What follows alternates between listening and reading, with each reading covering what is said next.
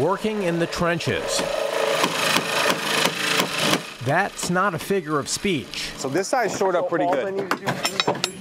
Not for these first responders. This is the real thing. This is a real deal. This is a live trench. 200 green.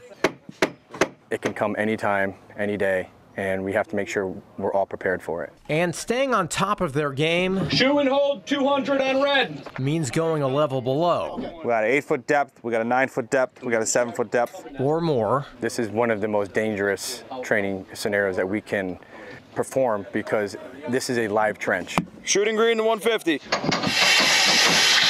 The dirt wants to move. In Middletown, the firefighters are training for a trench rescue. Our panels with our strong backs, which is what's against the dirt, our shores or struts. And you can't really simulate this scenario. Along with 6x6 whales that we use to span the trench walls to hold everything in place. Lieutenant Nick Mayo leads the team. So what we're simulated here is a downed worker in the bottom of a trench. So whether it's someone who works in a construction group, water department facility, water and sewer. Sean, just make sure you stay in that 4-foot area. If by chance the trench walls had collapsed on them or they get stuck or have a medical emergency, before we can enter that trench, we have to shore it up to make the area safe for us so we can work in it. It's the same race, just in a more unlikely place. And this race is against time and gravity. Recently, I believe there was one down in the Bethel-Danbury area, and there's been other trench collapses across the country,